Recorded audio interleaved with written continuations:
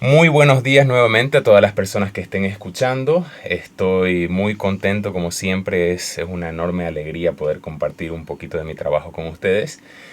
Y el día de hoy estoy, al igual que siempre, acompañado de una persona que es un amigo personal, es un amigo al que quiero mucho y además una persona a la que yo admiro mucho. Pero antes de presentarlo, como siempre quiero agradecer a la casa que nos alberga, Estudio Plug. Tienen instalaciones y equipos para lo que ustedes quieran. Si tienen una banda y quieren venir a ensayar, tienen la posibilidad de hacerlo acá en una sala tratada acústicamente. Si quieren grabar su sesión de ensayo, si quieren ser baterista youtuber que sube temas mientras los toca, ellos tienen para microfonear los equipos. Si quieren ser streamer o podcaster, ellos tienen todo acá. Así que visiten su página de redes. Bien, Guillermo Rivero Ferrufino. Yo voy a hacer lo que siempre suelo hacer, es decir, yo voy a describir la percepción que yo tengo de tu persona y ya luego tú vas a corregir, ajustar o decir lo que tú sientas al escuchar la forma en que yo te percibo, ¿ya? Si yo tuviera que poner una foto al lado de la palabra valentía, yo pondría la foto de este señor. Guillermo, bueno, tiene un montón de cosas en su currículum, pero entre las cosas que yo más admiro, él ha sido militar, ha sido bombero, ha sido rescatista.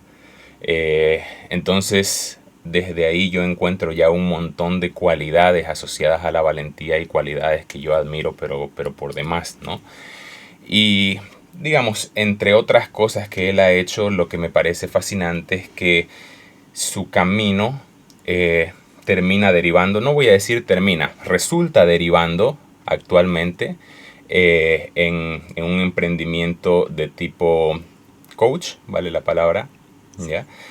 Entonces me gusta, me simpatiza mucho el lugar desde el que él se sostiene para brindar o para prestar ayuda, ¿no? Porque es un lugar de bastante experiencia con respecto a todas estas características de valiente que yo describía, ¿no? Entonces, esa es la manera en la que yo te percibo. Me encantaría que tú me digas que resuena contigo. Muchísimas gracias, Luis. Mira, la verdad que me estoy riendo un poco porque valentía justamente es una de las cosas con las que menos me he reconocido, ¿ya? Porque justo hace poco estaba haciendo un trabajo de introspección muy fuerte, descubriendo mi eneatipo, y resulta que yo soy fóbico. Ya.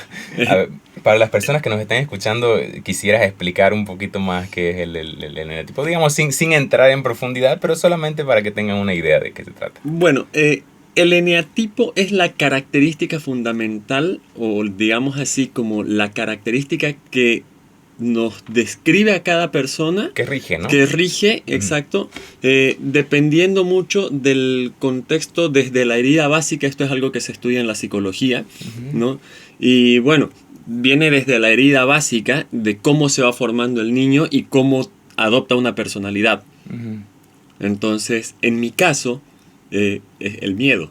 Ya, claro. Si podríamos describir un poquito la estructura, solamente por motivos didácticos, corrígeme si estoy equivocado, sería válido clasificar como en tres grandes grupos las posibilidades que tienen las personas, ¿no es cierto? Siendo los tres tipos de movimientos principales el pensar, el hacer y el sentir, ¿no? Correcto. Entonces es como que todos obviamente tenemos de todo, todos pensamos y sentimos y hacemos, pero tenemos alguna de esas tres características que suele regir un poquito más. Es acertado eso, ¿no? Sí, correcto. Y esto del eneatipo o el eneagrama, como se llama, es una característica, bueno, eh,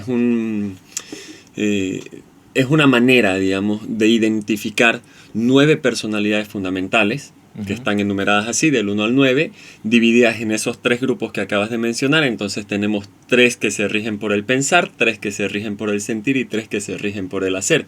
Ya. Y entonces, Y dentro de eso, ¿cuál es la característica, digamos, el tipo de movimiento que rige en tu caso para en mi describir? caso es el pensar. Ujú. Soy una persona que, si bien no es que se aíslan los sentimientos, Ujú. Pero en cualquier situación de crisis o en cualquier situación estresante o en mi vida cotidiana, yo me rijo más por el pensar. Ante cualquier circunstancia, primero la racionalizo, luego la siento y finalmente yo me voy al hacer. Ujú. ¿Ya?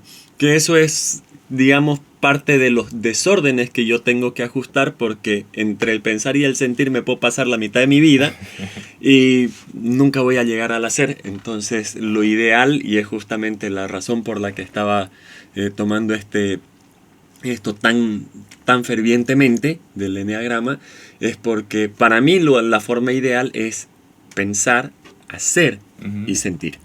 Ahora, sería correcto decir que no solamente limitantes vienen desde ese arquetipo, porque cosas buenas también se pueden y se han podido rescatar de ser una persona tan pensante, ¿no es cierto? Totalmente correcto. Es más, cada uno de estos arquetipos o cada uno de estas personalidades de las 9 se dividen en 3. Ujú.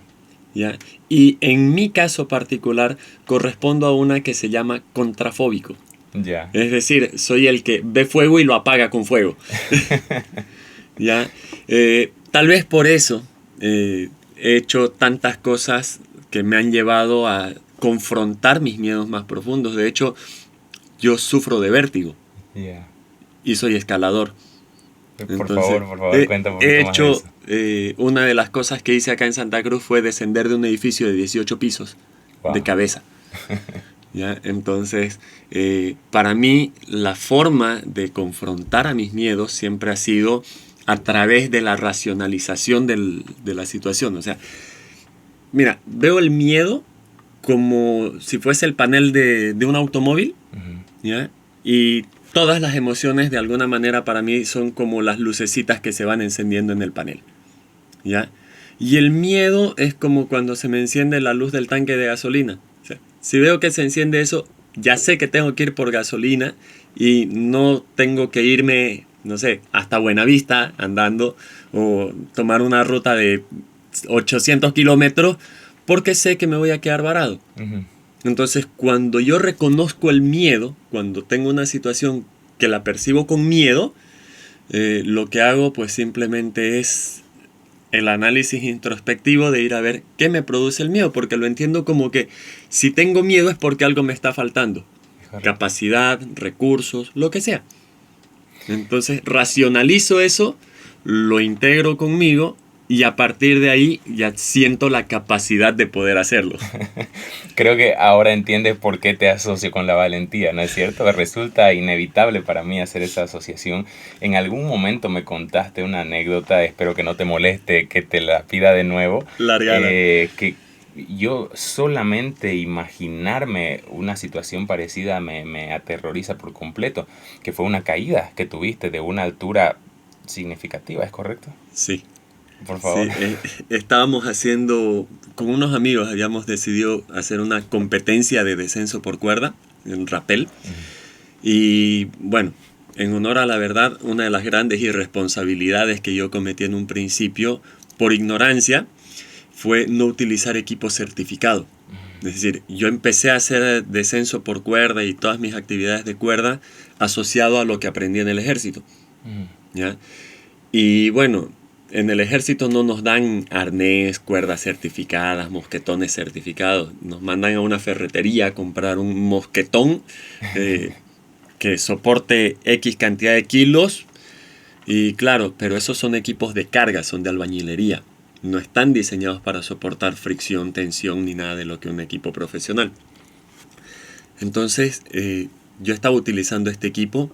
Ya había hecho un par de descensos, se había calentado el fierro, llegué hasta el agua y yo no me di cuenta, porque tampoco es fácil percibirlo, que había creado microfracturas en el dispositivo.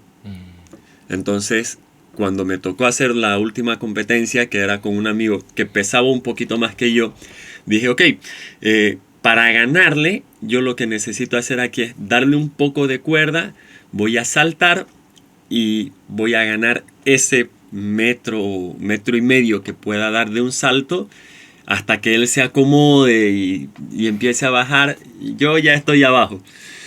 Entonces el problema ahí fue de que cuando salté, el fierro se abrió. Se reventó, partió la leva y lo vi el nudo deshacerse y dije, me saqué la mierda. Puedo decir malas palabras acá, ¿no? Mejor no. Bueno, me saqué la... Pónganle el pip, por favor, ahí. Y lo vi, literalmente lo vi el nudo salirse y mi única intención en ese momento fue tratar de aferrarme a la cuerda. Y ahí entendí también que el cerebro es mucho más rápido que la conciencia. Porque la agarré la cuerda por un segundo y después dije, me va a quemar. Y la solté. O sea, a pesar de que tenía guantes, a pesar de todo el equipo, yo no entiendo en este momento cómo mi cabeza pudo reconocer tantas cosas. O sea, el fierro abrirse, la curva de la cuerda saliéndose, yo queriendo apretar, pensar, me voy a lastimar, soltar y bajar. Sabes que ese es un proceso que siempre me ha parecido fascinante y perdón que te interrumpa de tu anécdota, después vamos a volver, pero siempre me ha parecido fascinante los procesos cerebrales y la cantidad de resolución que realmente tenemos para percibir todo lo que sucede alrededor de nosotros, que es una resolución pero altísima, ¿no? Entonces, justamente siempre me ha fascinado este fenómeno de cómo, dicho en términos criollos, todo se vuelve en cámara lenta, ¿no? Y es como si percibes a una velocidad y percibes con un nivel de detalle y precisión superior. Y alguna vez leí de un autor que me fascina mucho, que, perdón, que lo que él decía era, sucede que nuestro cerebro tiene una capacidad altísima que siempre está subutilizada por motivos económicos y por motivos prácticos, en el sentido de que la cantidad de energía que nos toma aplicar toda la resolución que tenemos es demasiada. Entonces nos especializamos en hacer atajos, nos especializamos en automatizar y el 98% de las acciones que estamos haciendo, por ejemplo, cuando estamos manejando, ya no son acciones así conscientes de cuánto debo contraer mi pantorrilla para acelerar esta cantidad y, ¿me entiendes? Entonces estamos en piloto automático y no es algo malo. Hacerlo de una manera diferente consumiría demasiada energía y estaríamos muy cansados o necesitaríamos 25.000 calorías. Entonces me parece fascinante que en esos momentos de peligro ahí sale realmente todo el potencial que siempre existió pero estaba apagado porque era muy caro. A mí me fascina dentro de ese mismo concepto pensar en la relatividad del tiempo. Porque el cerebro, yo creo que, no sé, en alguna parte tiene un botón de cámara lenta. Es que no hay otra manera de describirlo. No sé si alguna vez has tenido un accidente en el que literalmente has visto como en Spider-Man, así que el tiempo se empieza a hacer mucho más lento y tienes la capacidad de pensar, de racionalizar, de actuar. Pasan 20 cosas por la cabeza en el mismo tiempo que damos 2 pasos. Es correcto. Entonces, a mí me fascina esa función que tiene nuestro cerebro, porque digo, ok, como dices ahorita, si nosotros entrenáramos nuestro cerebro para desarrollar su mayor potencial, seguramente estaríamos haciendo cosas prodigiosas con todos los talentos que tenemos. Es correcto. Ahora, antes de continuar, porque ahí entramos en una cueva de conejo que es infinitamente fascinante, pero antes de salir de eso, terminemos con tu anécdota, por favor. ¿Cómo fue ver ese mosquetón hacer así? No me quiero imaginar. Ahorita que la escucho en más detalle la historia, me produce más miedo todavía. Fue aterrador, o sea, porque al mismo tiempo que veía todo eso en cámara lenta, decía, ¿qué me va a pasar? O sea, cuando llegué al suelo, ¿ya? El mayor susto que tuve fue que empecé a perder sensibilidad en las piernas. Porque caí parado. Ahí pude incluso llegar a utilizar una técnica que nos habían enseñado en paracaidismo, que era aterrizar con los pies, flexionando las rodillas para hacer un rollito lateral. Es decir, en el paracaidismo militar se habla mucho de los 5 puntos de contacto. ¿Ya? No conozco el paracaidismo deportivo, por eso no lo menciono, pero se habla de los 5 puntos de contacto, que es pies, rodillas, cadera, hombro, cabeza. O sea, Cabeza, rodilla, puño y más o menos como la cancioncita. Ya, pero, o sea, y esto porque se invita a que el paracaidista dé un volteo para evitar justamente las lesiones. Ya, porque si caigo de una forma rígida entre la gravedad y la inercia, seguramente voy a tener muchas más lesiones. Entonces, la idea en el aterrizaje de paracaidismo es esa. Ahora, te estoy hablando de los paracaídas que no tienen la capacidad de frenado como se tiene ahora, y por eso no hablo del paracaidismo deportivo. Correcto. ¿Ya? Pero bueno, recordé eso y traté de llegar a tener una caída de ese tipo. ¿Ya?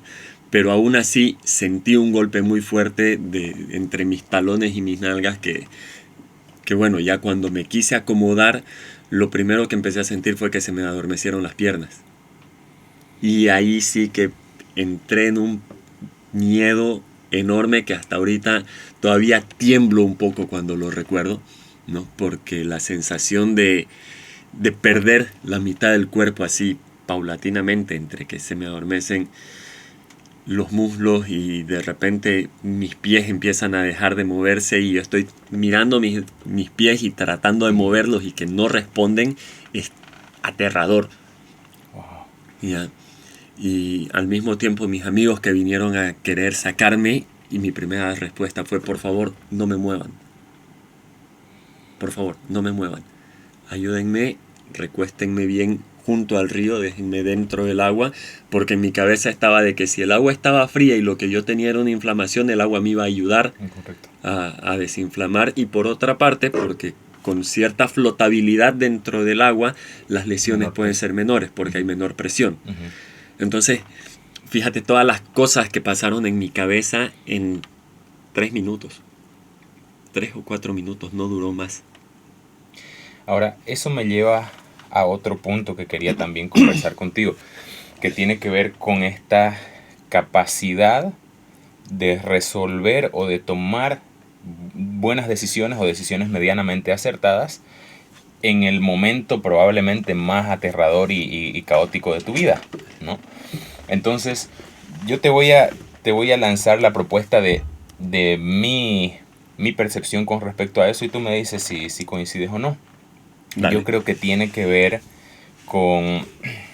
Yo siempre he admirado la relación que existe entre procesos rígidos y procesos fluidos. Y si bien yo odio personalmente los procesos rígidos, es decir, ¿cómo decirlo? La exigencia extrema, ¿no? La obligación y la presión encima tuyo para hacer cosas, ¿ya? Pero es un método fenomenal para construir bases sumamente sólidas. Y entonces, cuando se requiera la fluidez, cuando se requiera la creatividad, va a venir porque entallaste en piedra ciertos rudimentos. Entonces, a mí me parece que parte de esa capacidad, porque pienso que muchas otras personas hubieran entrado en pánico, ¿no? Y entrando en pánico hubiera sido mucho peor, es decir, hubiera quizás intentado hacer movimientos erráticos, se hubieran lastimado más, ¿no? Entonces, esa capacidad de cuando te está sucediendo algo tremendamente terrible, calmarte y tomar buenas decisiones, quizás tiene que ver con el hecho de que tú tenías una cantidad significativa de instrucción militar estricta hasta la pared de enfrente, ¿no? Y esa, como digo, entalló en piedra ciertas estructuras. Creo que sí, pero aquí, por ejemplo, hay una pequeña aclaración que hacer. Mi instrucción militar no es castrense, es decir, yo estuve cerca del ejército mucho tiempo, ¿ya? Pero es porque tenía un tío que era militar y que todos los fines de semana yo estaba con él acompañándolo y haciendo la instrucción que sus soldados hacían. ¿Ya? Entonces, tampoco es que tuve la actividad rígida. Quise irme a la escuela militar de ingenieros. Perdón, no es escuela militar de ingenieros, esa es la universidad. A Sucre, para egresar como bachiller y subteniente, porque creo que se podía en ese tiempo, pero al final no pude entrar. ¿Ya? Y de ahí fue que yo me quedé tan pegado a esta actividad de mi tío. Entonces, lo que sí pude obtener muy fuerte de ahí fue la disciplina.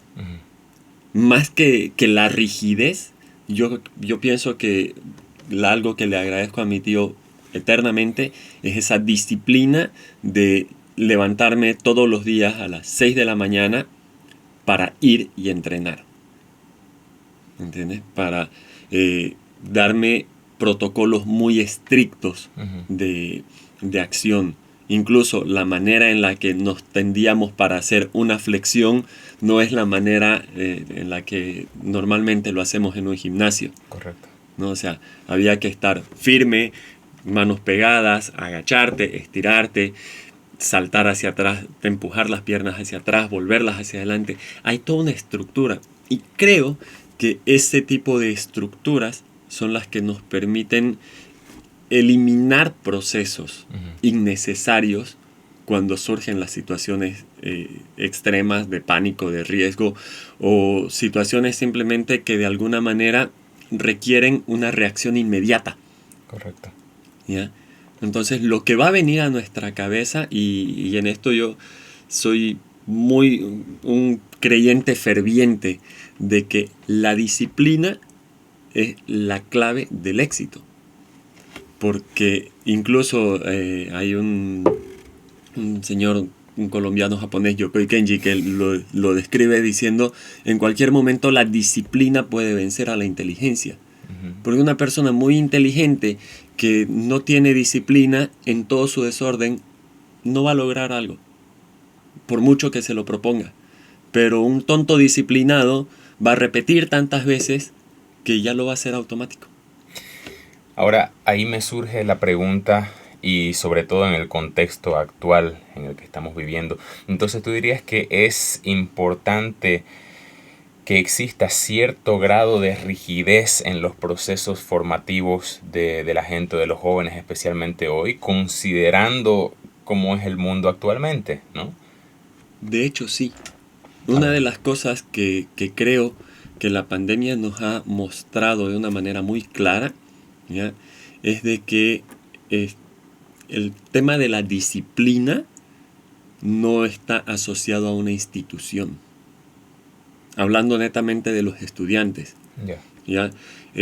Creo que muchos padres hemos soltado a la institución escolar el tener que disciplinar a nuestros hijos. Correcto. ¿Ya? Pero si nosotros no tenemos disciplina en casa, empezamos a ver situaciones muy comunes, que no leen, no estudian, no hacen tareas, o sea, es más fácil echarme a ver televisión, estar en los juegos, estar haciendo cualquier cosa. Y hace poco estaba pensando sobre eso y decía, ok, el tema del colegio, la verdad, y estaba escuchando tu anterior podcast con Eduardo y coincido plenamente, la universidad poco me enseñó de lo que yo sé como profesional, ¿ya? Pero la disciplina me llevó a tener buenos resultados y a buscar más de lo que yo necesitaba, ¿ya? Y creo que el colegio es el lugar ideal. El hogar y el colegio son los dos lugares idóneos para cultivar la disciplina.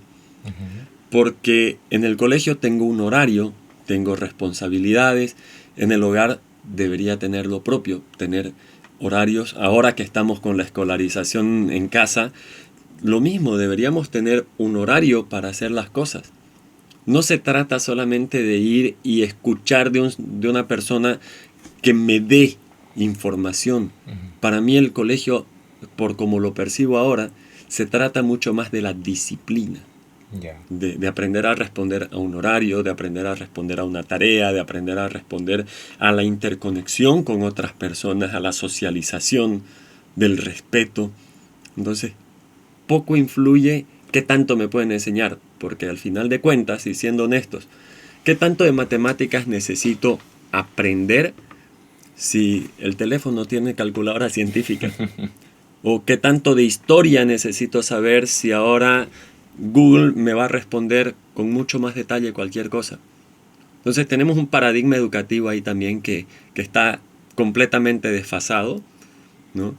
y que tal vez no hemos aprendido a rescatar o no nos hemos dado cuenta que el valor fundamental de la educación no es la enseñanza como tal, sino la práctica de todas estas herramientas, las herramientas blandas, que nos van a formar para poder alcanzar los objetivos que tenemos. Ya. Ahora, ¿qué me dirías de la relación? Yo más o menos tengo ya una idea preconcebida, que después te la voy a compartir, pero me llama la atención y me da curiosidad saber qué opinas de la relación entre esta rigidez, esta disciplina estructural y la creatividad como habilidad adquirible, porque en algún punto de todo esto quizás me da la impresión de que se pueden encontrar antagónicamente. Me refiero a que solo por motivos de ejemplo voy a ilustrar una situación demasiado extrema, ¿no? Donde yo tengo un grupo de soldados a quienes les instruyo obediencia máxima y absoluta, entonces estoy representando caricaturescamente la disciplina y la rigidez en su máxima expresión. Entonces, casi como que he logrado sistemáticamente apagar la creatividad dentro de ellos. Es decir, ni siquiera me conviene, no me conviene soldados creativos porque no me van a hacer caso, ¿no? Mientras, entonces, ¿qué opinas de esa relación? ¿O está equivocada mi percepción? Creo que son dos cosas que pueden ir de la mano. El problema con esa rigidez que percibimos de la disciplina, por como yo lo veo, es de que le quitamos todos los otros atributos. Porque yo no me imagino un científico que tiene esa rigidez disciplinaria, que no tenga la creatividad para poder decir o para poder descifrar o imaginar cómo puede llevar un proceso. No me imagino un artista que no tenga esa disciplina del manejo del pincel, del manejo de las pinturas, de cómo hacer las mezclas, todas las sutilezas creativas que implica su trabajo, pero con la disciplina de la técnica. Entonces, en este punto yo creo que no es lo mismo rigidez que fuerza.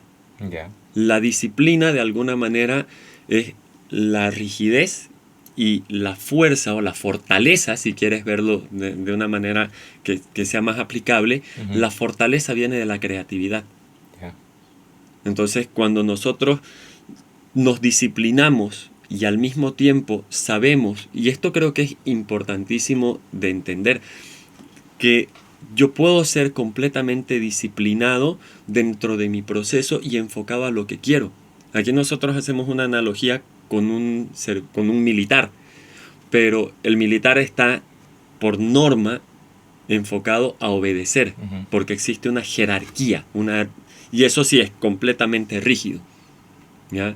Y existe una obediencia, porque bueno, un pelotón que hace todo lo que le da la gana, vas a terminar en un completo caos. Es correcto. Entonces, la naturaleza de cualquier entidad castrense implica también esa obediencia como parte de la disciplina. Pero con esa misma rigidez disciplinaria, un artista, un baterista, pongamos el ejemplo de un baterista porque sé que tocas la batería, ¿ya? Un baterista que tiene esa disciplina métrica, ¿ya? O esa disciplina rígida de tener que sentarse 1 hora al día con un metrónomo que hasta donde yo lo he visto es lo más aburrido del mundo, ¿ya?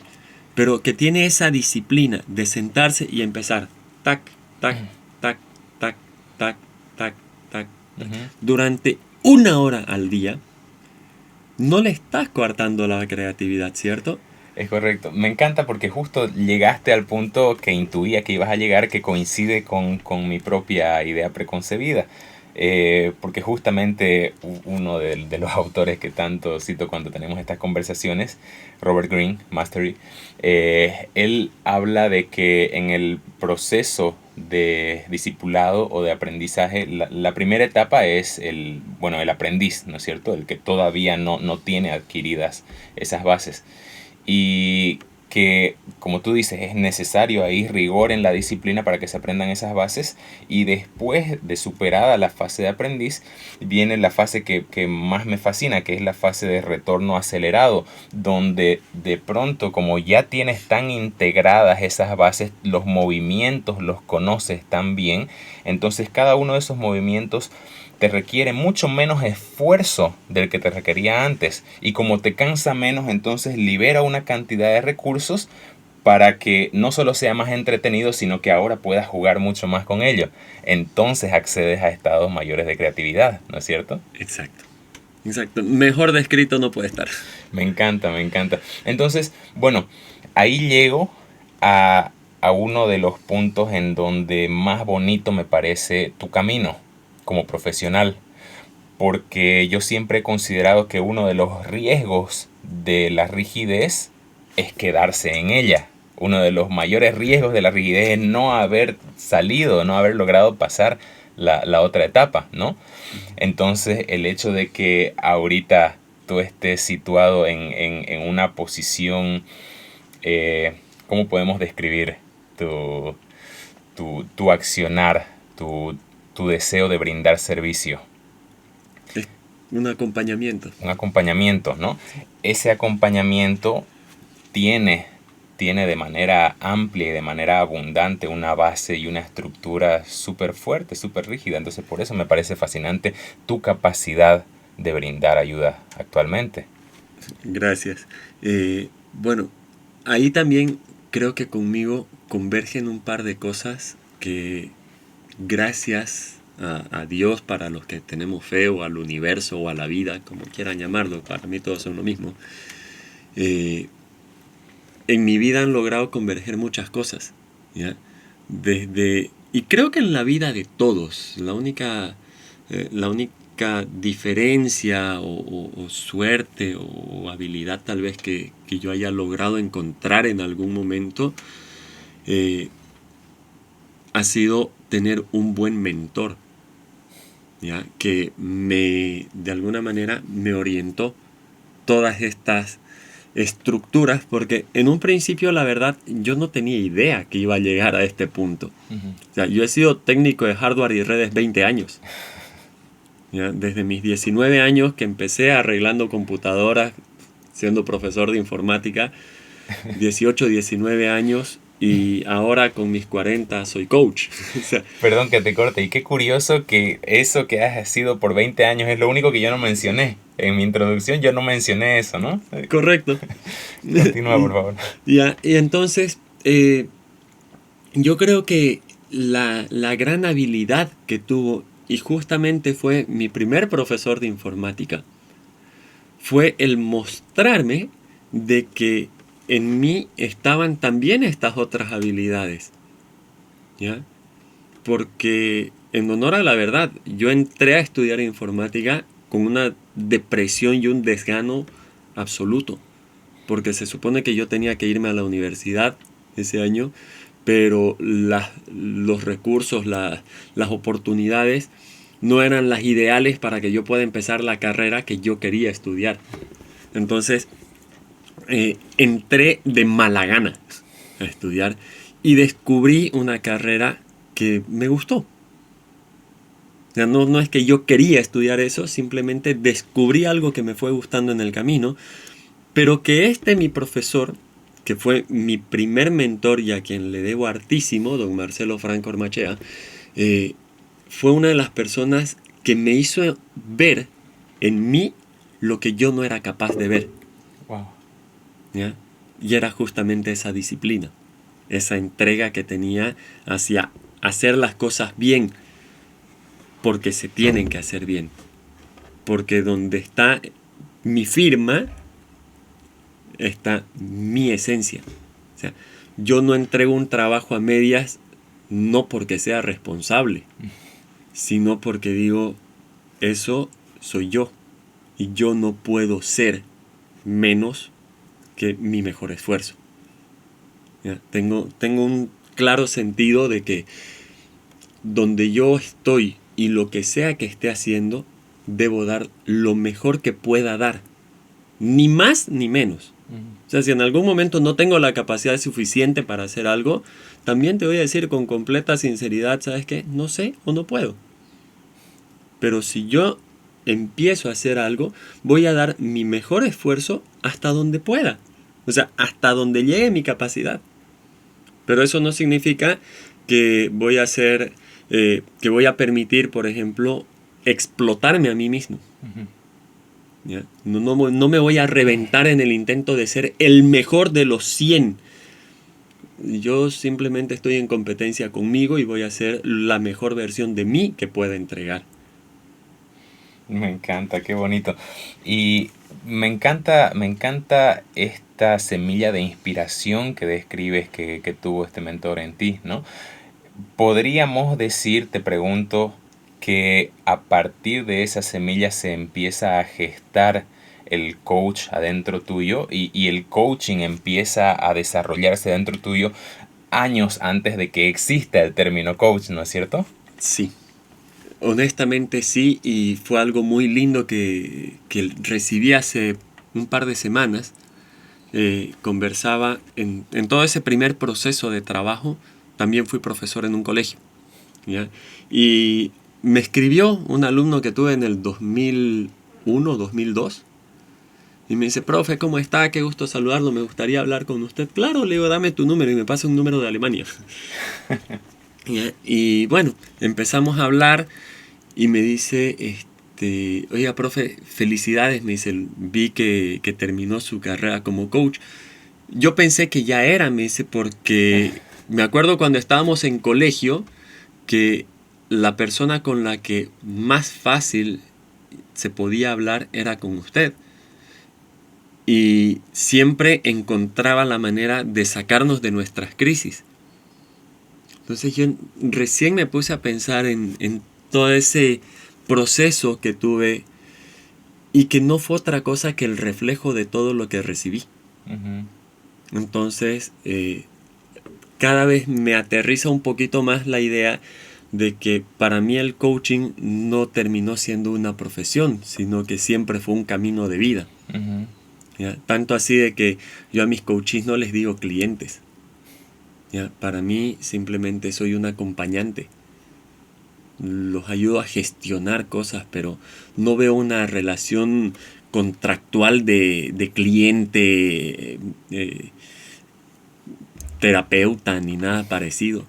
Yo lo que veo es una persona que de repente está en algún momento complicado, que tiene todos los recursos en sí misma, pero que al igual que yo en algún momento de mi vida no los está pudiendo ver. Porque cuando entramos en algún tipo de crisis emocional, económica, la que sea, tendemos a hacer esto.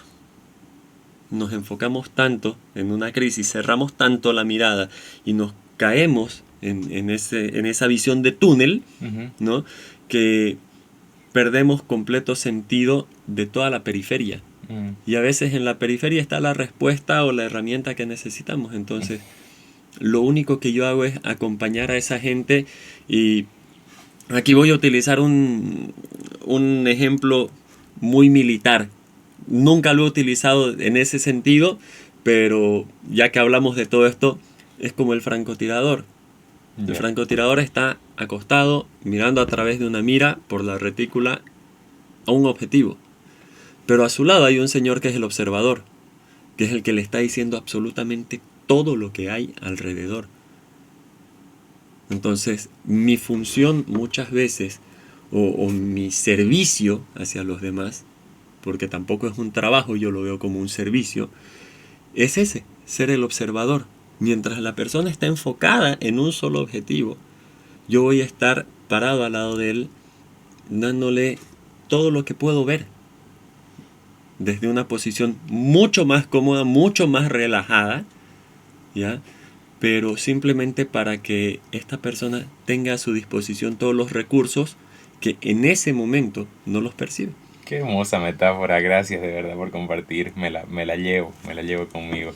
Ahora, ahorita que estamos con el tema del coach, necesito hacerte esta pregunta, por favor. No sé si es que ubicas quién es Diego Rusarín. No. Ya. Perdón. No te preocupes. Es un empresario, se podría decir que filósofo aficionado, porque no está titulado, pero sabe tanto como una persona que egresó de la carrera de filosofía. Y youtuber, podcaster, streamer, es decir, es una persona que agarró mucha notoriedad relativamente hace poco, por lo menos en mi radar, no sé si más gente lo conocía ya desde antes, y agarró mucha notoriedad en estas últimas semanas o meses por un debate que hizo con Carlos Muñoz. Entonces, ¿ya Ya, ubicas? ¿Ya sabes quién creo que es? sí. Bueno, Carlos Muñoz es un empresario también muy exitoso, muy mediático, y entonces ellos dos hicieron un debate y para resumirlo en pocas palabras, Rusarín lo revolcó, un poquito que lo revolcó, ¿ya? Pero el motivo por qué te pregunto si sabes quién es él es porque él inicia, de nuevo, esto es desde mi percepción, puede ser que la línea temporal sea diferente, pero él inicia un poco una nueva corriente anti-coaches y anti-coaching, porque él empieza a articular estos argumentos donde dice los coaches te están vendiendo humo, los coaches te están dando palmaditas en la espalda, ¿no? Y empieza a agarrar una fuerza medianamente relevante este pensamiento. Entonces en la actualidad no sé si te ha pasado de que has empezado a ver como una connotación ligeramente negativa asociada al término coach. No sé si la has registrado, pero como te digo, este señor Rusarín creo que ha sido desde mi radar el principal impulsor de esta nueva idea. Entonces, me interesa mucho saber tu opinión con respecto a eso. ¿Qué piensas de esa contaminación actual asociada al término coach? Mira, honestamente, creo que también, y en honor a la verdad, el coaching desde hace un tiempo como que se ha prostituido. Ya. ¿Ya? ¿En qué sentido? A ver, entendamos el coaching desde la misma palabra. Un coach es un entrenador. Es correcto. ¿Ya? Entonces puede ser un entrenador físico, como es en el gimnasio. Ujú, Puede ser un entrenador de negocios, como lo es Carlos Muñoz. ujú. Puede ser un entrenador emocional. Pues, o sea, coaches pueden haber para lo que quieras. Puedes tener un coach mecánico si quieres. Ujú. ¿Ya? Porque te va a entrenar en cómo utilizar la llave en el mejor ángulo para que no te lastimes. Te va a dar los tips. O sea, pueden haber coaches para todo lo que quieras. ¿Ya? Pero ¿en qué momento creo yo que se prostituye el coaching? Cuando se ve como un negocio. Mm, al clavo. ¿Ya? Es decir, está tan de moda ser coach y tener un coach y hacer coaching y que todo esté relacionado al coaching, está tan de moda, ¿ya? Que ahora no hay un fundamento de coach. ¿Ya? Y es decir, he tenido en comentarios, en conversaciones, gente que me dice, oye, pero esto del coaching es una huevada, ¿no? Porque tengo un amigo más borracho que la botella, pero ahí está él dando sus clases de superación. Digo, ok, perdón, pónganle el bip a la anterior palabra. Pero o sea, y es obvio de que en ese sentido hay una prostitución, como en cualquier otra profesión. Y ojo, aquí no me estoy yendo en contra de nadie ni de nada. Yo creo que todas las profesiones, todas las carreras, tienen ambas caras de la moneda. Ujú. O sea, hace un momento te decía, puedes ser un mecánico. Y sí, conozco mecánicos que no te arreglan la movilidad o te la arreglan a medias para que vuelvas. Claro. Y conozco muy buenos mecánicos. Conozco entrenadores que viven bajo la filosofía no pain, no gain, Ajá. ¿no? Y que yo tengo dislocado un hombro y un par de veces me lesioné por nada más. Entonces, también he conocido muy buenos entrenadores, como el que tengo sentado enfrente en este momento, que lo primero que me han dicho es cómo está tu hombro antes de largarme a hacer una flexión. Ujú. Me encanta. Justo ayer conversábamos con Paco de algo parecido y creo que cabe en el ejemplo porque él me decía que también alguna vez recibió una llamada de una persona que decía, oye Paco, quiero meterme a la fotografía porque creo que da, ¿no? Así funciona. Es lo mismo, ¿no es cierto? Exacto, exacto. Y eso yo creo que va a haber en todas las profesiones, lo ha habido. A ver, ¿cuánta gente no has escuchado en la década 90, finales de los 90 o mediados de los 90 a 2010 tal vez, que decían, viejo, hay que estudiar ingeniería petrolera? ¿Cuántas personas se metieron a ingeniería electrónica por Iron Man?